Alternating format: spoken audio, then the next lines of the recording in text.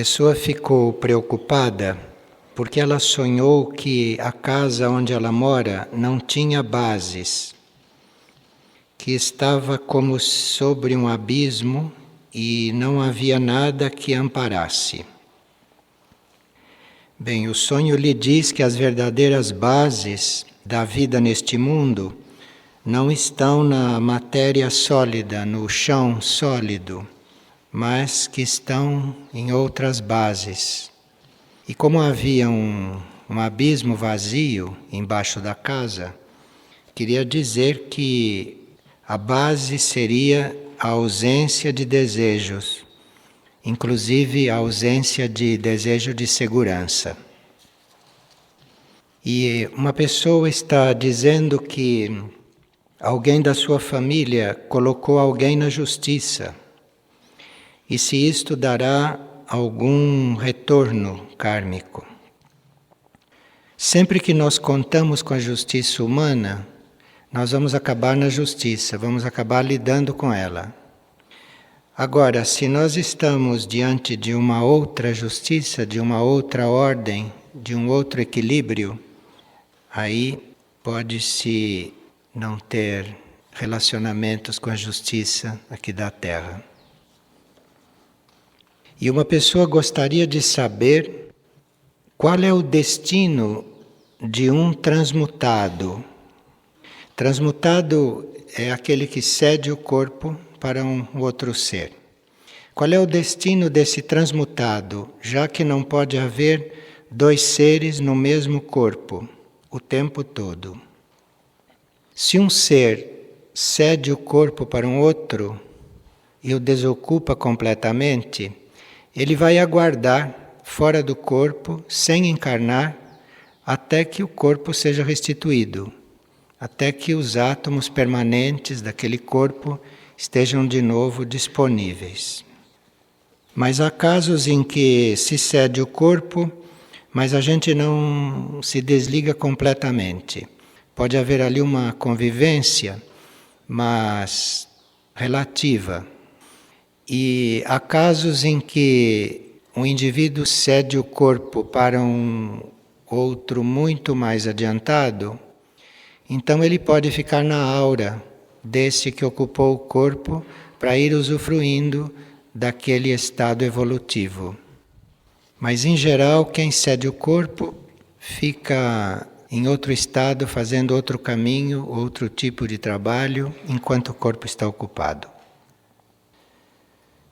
E uma pessoa que se anuncia como uma adolescente gostaria de saber quando é que nós estamos vivendo uma experiência espiritual autêntica e quando estamos fantasiando, quando estamos imaginando que estamos numa experiência espiritual.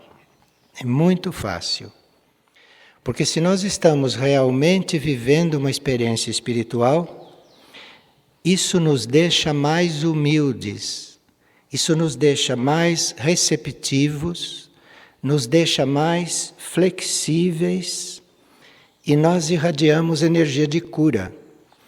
E quando nós imaginamos que estamos vivendo uma transformação e uma experiência espiritual, nós ficamos não espontâneos, não irradiamos energia de cura e, no fundo, ficamos querendo que as pessoas compreendam que nós estamos vivendo uma experiência. Não tem como confundir estas coisas. E depois quem está vivendo uma experiência espiritual realmente importante não fala disto. A não ser que tenha um sinal interno muito forte. Mas sempre que se diz, fulano está estranho, deve estar vivendo alguma experiência espiritual, não estaria estranho. Seria o contrário. Ficaria mais igual, mais simples do que nós todos, que estamos imaginando tantas coisas. Porque quem está vivendo uma experiência espiritual realmente, quem está ocupado com aquilo, não tem tempo de imaginar nada. Não tem tempo de se preocupar em demonstrar, nem de forma que não tem como errar isto. E quando se percebe que alguém está vivendo uma experiência assim, se percebe interiormente, não por aparências.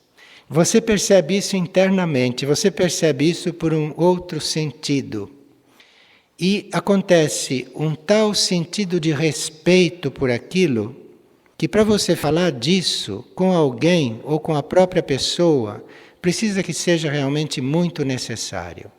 Enfim, uma experiência espiritual é para ser resguardada de tudo, até da aparência de que se está vivendo isto. Então é muito simples saber quando uma pessoa está imaginando, porque quando se está vivendo é muito difícil que se diga, muito difícil, pode acontecer. Nesse trabalho que o Espírito faz, nós nos tornamos tão humildes porque percebemos tantas transformações em níveis aonde a gente não tinha acesso e, ao mesmo tempo, se percebe o quanto há por fazer, o quanto há por acontecer. Quanto mais genuína é a experiência, mais te mostra o que está por fazer. Então não tem como ficar melhor do que os outros, não tem como se sentir incompreendido, não tem como. Tudo isto é doença, não é experiência espiritual. Aqui tem umas pessoas que fazem meditação em casa, que seguem rituais e está perguntando se deve prosseguir com estas práticas. Só o fato de fazer esta pergunta é sinal que alguma coisa está acontecendo. Porque se nós estamos fazendo um certo tipo de exercício espiritual, se aquilo é adequado, não vem esta questão. Se precisa interromper, se já terminou, se devo continuar, não vem isto. Se isto vem, precisa colocar para o eu interno o assunto para ver que inspiração vem lá de dentro.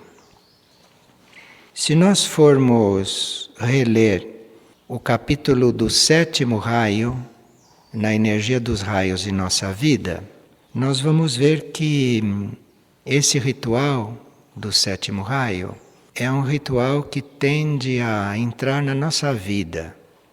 Então, quanto mais o 7º raio está fluindo em nós, menos nós temos necessidade de fazer exercícios espirituais. Porque se nós estamos procurando exercícios espirituais para fazer, é sinal que o ritual ainda não está acontecendo na nossa vida.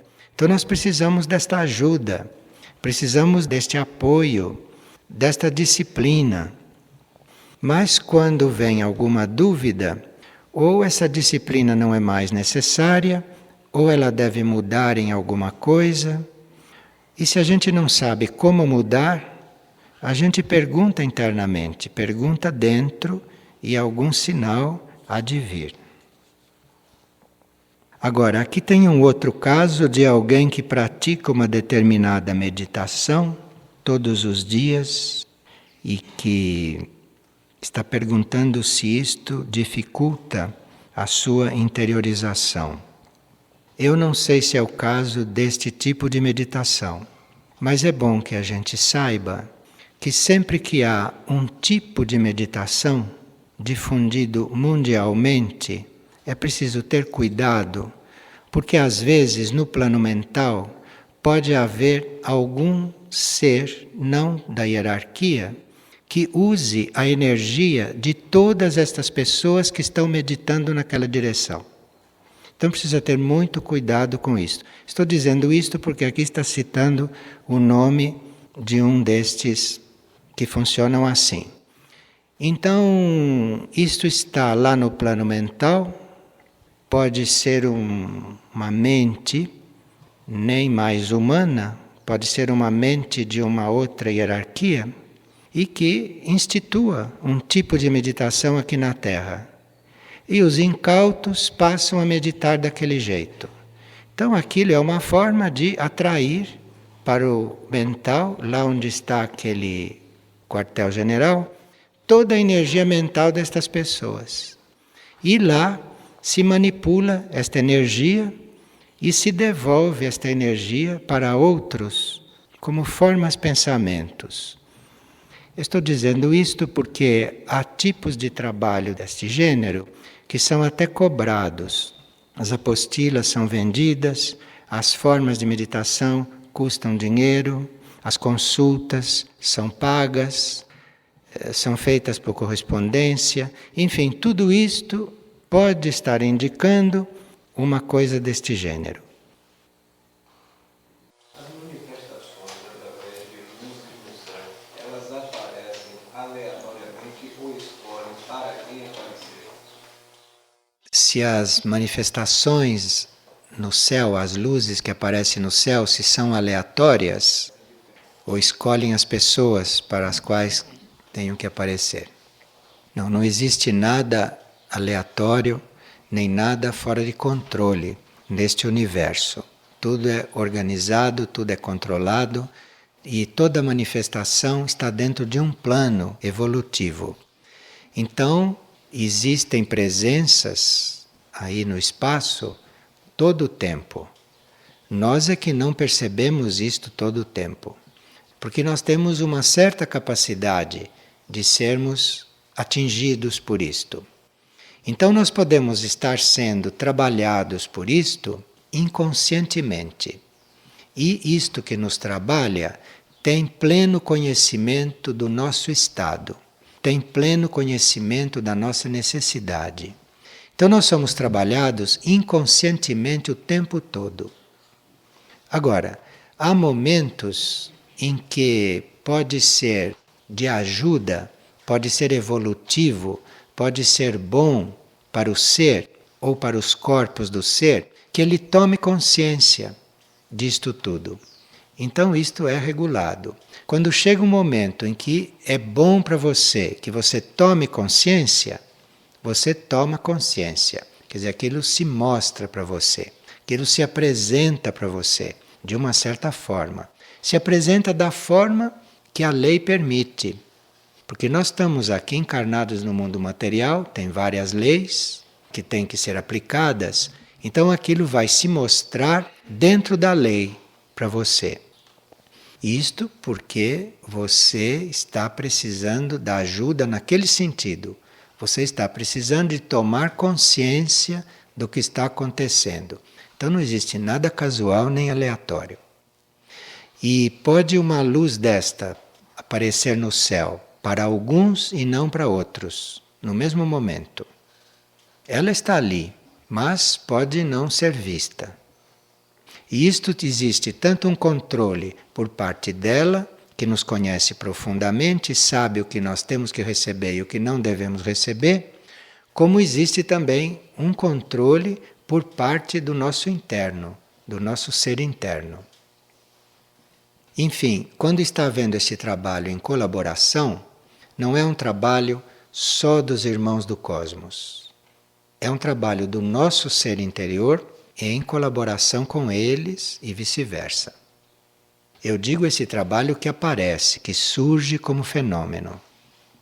Para você perceber uma coisa desta, para você estar diante de um fenômeno, precisa que o seu eu interno já esteja no processo, que já seja um trabalho de colaboração. Porque antes de começar esta colaboração consciente para o eu interno, isto tudo é uma coisa inconsciente que ninguém jamais ouviu falar. Você começa a ouvir falar, começa a entrar em contato, as coisas começam a surgir para você quando o seu eu interno já está em colaboração, quando já é um trabalho de colaboração. Então não existe nada casual. Mesmo em locais do planeta preparados para a prática de fenômenos, que há certos fenômenos que são necessários que aconteçam para haver um certo trabalho no etérico planetário. Então há áreas do planeta onde os fenômenos são muito intensos, porque ali se está trabalhando o etérico planetário, então tem que quase ser visto o que acontece. Mesmo nestas áreas, tem seres que chegam e não veem nada. Então não existe nada aleatório neste campo. Pois não. Pero los perfumes, ¿también tienen algo que ver parecido al sonido en cuanto al contacto? O perfume? Sim, sim. Os aromas são uma manifestação etérica física de certas presenças. Há certas manifestações que nos indicam certas coisas. Então você pode estar realizando uma tarefa, você pode estar numa certa atitude, e um aroma pode significar que aquilo está bem, que aquilo está harmonioso, que você está sendo acompanhada, que existe uma colaboração com aquilo que você está fazendo. Isto pode indicar. Ou existem certos aromas também que são curadores. Nós passamos por curas.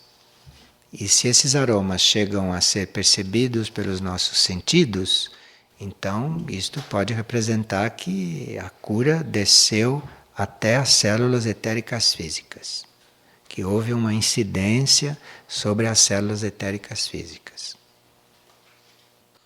Em determinado momento a gente tem que conviver com um perfume artificial. Como que a gente fica com isso? Bem, aqui o que a gente faz para ajudar que as pessoas entrem em contato com os aromas é a gente pede que as pessoas não usem perfumes. Porque se você entra com perfume artificial dentro de um ambiente, o outro, se ele não sentir o aroma pelo sentido interno, ele não tem chance de sentir o aroma. Porque isso é químico, é artificial. E você com um perfume desse no ambiente, você deixa de sentir todos os aromas naturais do ambiente. Você perverte tudo que as flores estão emanando, porque nós aqui não estamos sentindo o perfume daquelas flores que estão lá fora. Mas aquilo está trabalhando o etérico do local. Embora você não esteja sentindo, porque não é agressivo, porque é muito suave, mas isso está na composição do etérico. Está numa determinada composição. E isso tem devas coordenando isto. Agora, se você entra aqui com perfume artificial no corpo, você atrapalha tudo isto. Você confunde tudo isto. Externamente, etericamente, esses perfumes artificiais desequilibram bastante porque você não pode tomar contato com o verdadeiro aroma que está ali, que pode não ser exatamente físico. Bem, quando alguém com sentidos internos sente um aroma, ele vai ver o que é um perfume feito aqui. E depois não é só a parte artificial. Atrás desses perfumes que existem aí, atrás dessas coisas artificiais, tem coisas colocadas com várias intenções. Então tem perfumes compostos para você sentir certas coisas, tem perfumes compostos para despertar em você outras coisas, e você, inocente, compra um perfume porque gosta, põe, e de repente começa a sentir coisas que é o perfume que está te estimulando. Tem esse lado também, se não bastou a informação anterior. Então você põe um perfume e dali a pouco está sentindo certos movimentos em você, e aquilo foi trazido pela fórmula daquele perfume, que foi feita propositadamente. As forças involutivas estão atrás de tudo isto. Veja, isso é tão delicado que mesmo para você ter um incenso, precisa ver quem fez. Porque o incenso emana também as coisas de quem o fez. Então não é só usar o incenso, precisa ver quem fez o incenso, de onde veio o incenso, porque ele emana o estado psíquico também de quem o manipulou. Tão sutil é isto. Porque no perfume normal, você sabe que quem fez aquilo foi uma pessoa criativa que compôs aquele perfume.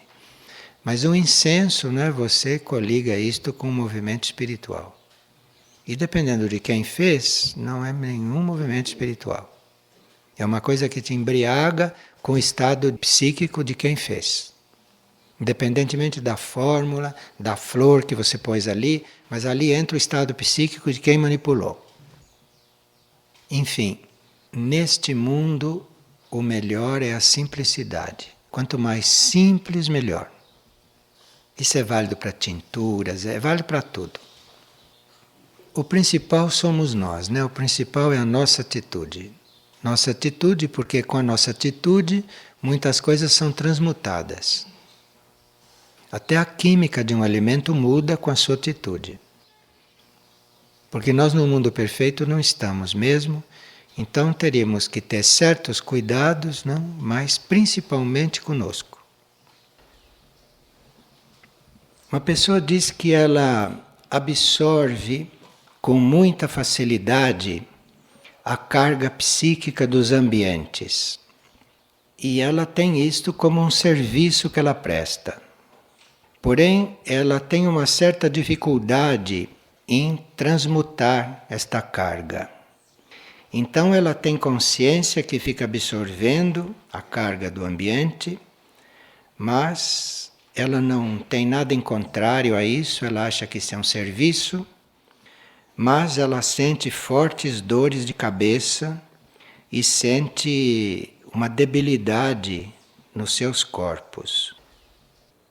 E ela diz que quando ela está passando por esse processo de absorver isto, o que ela usa é o silêncio.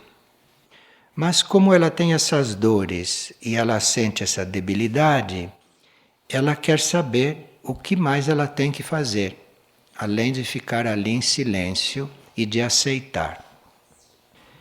Parece que não foi casual que ela usou a palavra silêncio, porque é preciso mesmo muito silêncio de nossa parte quando nós estamos em contato com estas forças e quando nós percebemos a presença destas forças. Mas o silêncio implica em várias atitudes, não só em a gente ficar calado ou a gente aceitar. Por exemplo, nós temos que estar não só naqueles momentos, mas temos que estar na nossa vida toda, em todos os momentos, não desafiando estas forças. Isto é um tipo de silêncio. Então, mesmo que você não esteja transmutando nada, mesmo que você não esteja percebendo nada, ou que não esteja havendo este contato seu com essas forças psíquicas inferiores, mesmo que nada esteja acontecendo, você tem que manter uma atitude instalada no seu ser de nunca desafiar estas forças, de nunca tratar com estas forças. Então, é como se estas forças que existem não existissem.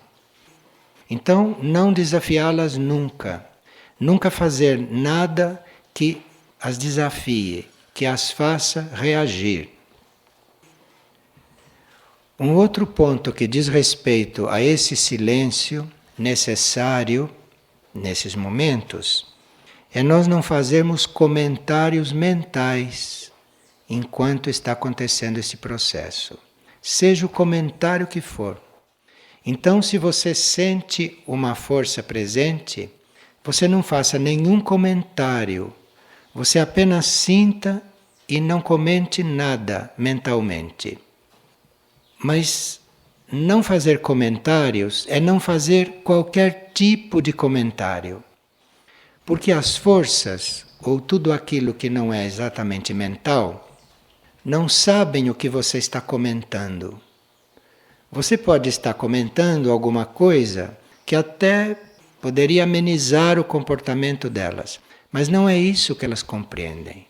Elas não compreendem o que você está pensando. Elas sentem você pensar na direção delas, e isto é uma provocação. Então não se faz nenhum tipo de comentário mental, muito menos verbal, porque se faz um comentário verbal, elas podem até fazer uma materialização. Então você não faz nenhum comentário mental de nenhum tipo. Então conclui-se que quando se percebe isto, e se tem presente estas pequenas regras, a presença destas coisas estão nos instruindo. Então eu percebo uma força psíquica inferior aqui, eu procuro não fazer nenhuma espécie de comentário. Quando eu acabei de notá-la, eu desligo dali, nem comento que elas estão ali, nada. Percebe que treinamento é isto para mim? Que exercício é isto para mim?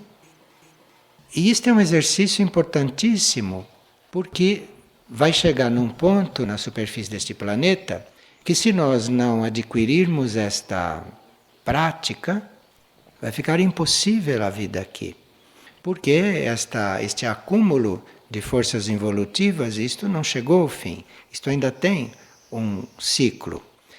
Então, para nós é uma oportunidade de aprendermos a nos manter dentro de uma determinada proposta. E outra coisa que diz respeito ao silêncio, no qual a gente deve estar, é nós não descermos com a nossa mente do nível mais alto que nós podemos colocá-la. Então nós colocamos a nossa mente no ponto mais alto, pensamos nas coisas mais elevadas, pensa no eu superior, pensa na mônada, pensa em Deus, pensa nas hierarquias, pensa na sua tarefa, pensa numa coisa elevada que não esteja naquele plano e não tira o pensamento de lá, enquanto isto tudo está presente. Com esta atitude, você está transmutando estas forças. Automaticamente está havendo ali uma transmutação, porque aquilo que você está irradiando com esta neutralidade, com esta imparcialidade e com esta impessoalidade com que você está irradiando, ali está havendo uma transformação, ali está havendo uma mudança. Nós podemos sentir essas presenças e então irmos aprendendo a trabalhar, a transmutar isto. Nós podemos sentir esta presença em vários graus. Então nós podemos trabalhar com isto em nível das nossas células, em nível de algum órgão do nosso corpo. Nós podemos trabalhar assim, em ponto pequeno. Ou podemos trabalhar com isto em nível de um ser. Isto é, tanto você pode estar percebendo uma força psíquica negativa atuando sobre uma célula, sobre uma parte do corpo, sobre um órgão, enfim, sobre um detalhe qualquer, e assim vai se aprendendo, para depois perceber aquilo dentro de um ser tomado por aquilo, um ser influenciado por aquilo, ou aquilo influenciando o seu próprio ser, aquilo influenciando você como ser. Então vai se aprendendo, usando o silêncio, a imparcialidade, a impessoalidade, e nunca demonstrar a estas forças que você está atingido, mas nunca, mas nem pensando nisto. Porque estas forças, quando percebem que te atingiram, então aí elas redobram. Elas redobram porque isto é um alimento para elas. As suas queixas são um alimento para elas. Então, quando você se queixa, quando você se lamenta, quando você se dá por vencido, quando você se dá por atacado, isto as alimenta, é isto que elas buscam, é isto que elas querem. Então aí elas compreendem o seu mecanismo, já sabem como fazer o seu mecanismo desencadear, elas já te conhecem. E com o tempo elas sabem como te levar, para que elas retirem o máximo alimento psíquico que elas vêm buscar, que elas estão procurando. Então nós podemos trabalhar com isso em ponto pequeno, numa parte do nosso corpo, num átomo, num órgão, uma coisa assim. Podemos trabalhar num ser, o que já é uma coisa mais complexa, e com um ser se pode ter uma ajuda imediata, desde que nós estejamos com o nosso pensamento mais alto em contato com a essência daquele ser. Então ali nós já estamos automaticamente contando com a essência interna daquele ser, naquele trabalho. Então, se isso está acontecendo com um ser, o seu ponto mais alto é estar em contato com a essência daquele ser. Porque aí vai acontecer uma transmutação sem que você interfira no processo daquele ser. Porque você está em contato com a essência dele. A essência dele que é perfeita e íntegra. E que está num nível onde aquelas forças não chegam, aquelas forças não atingem. Aliás, essas forças já não nos atingem além do mental. Elas fazem esse trabalho todo até o nosso mental.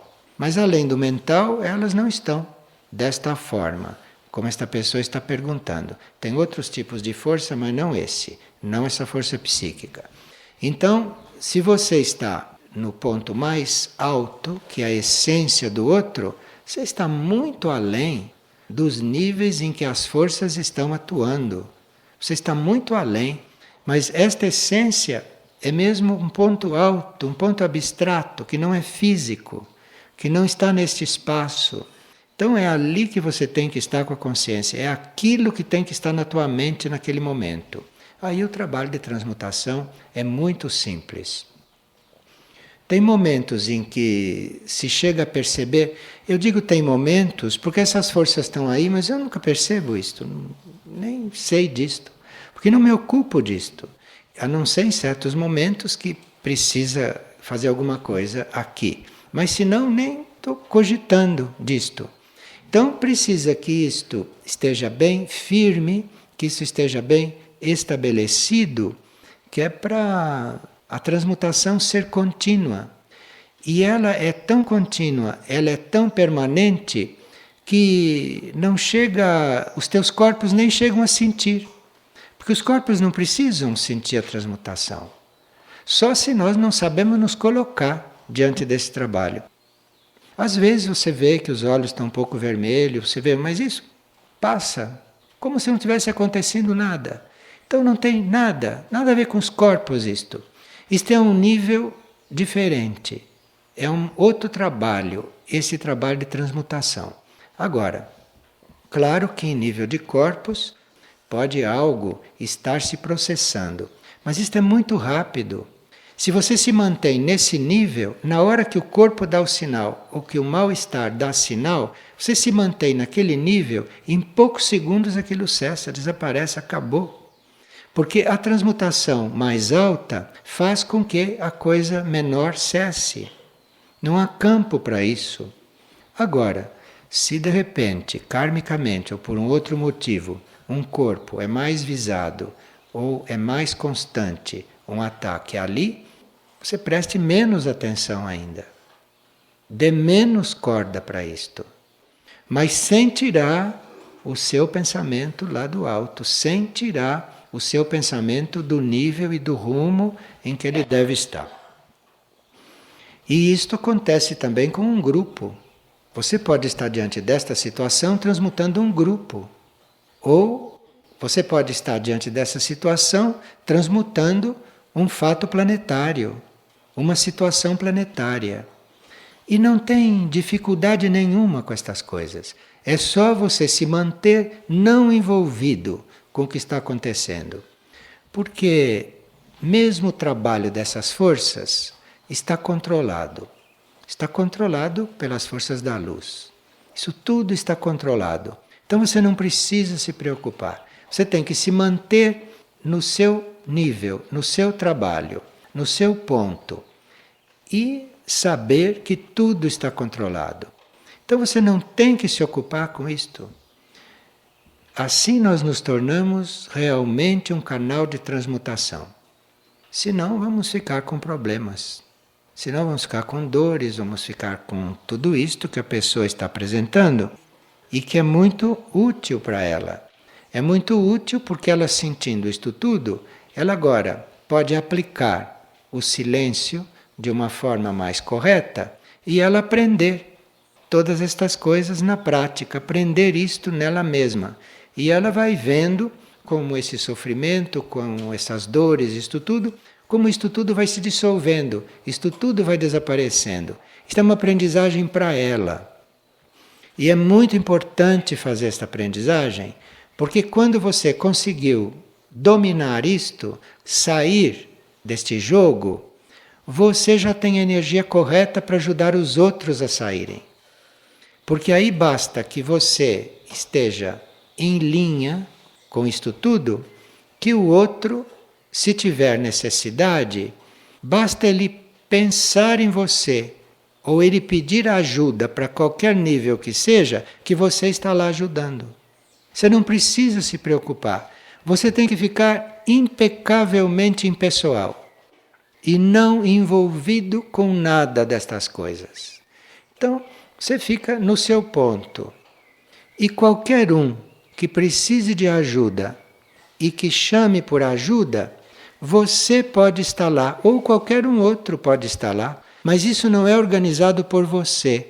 Isto não é organizado por nenhum de nós. Isso está entregue ao equilíbrio planetário. Isso está entregue aos mecanismos, às hierarquias que cuidam deste trabalho da transmutação no planeta.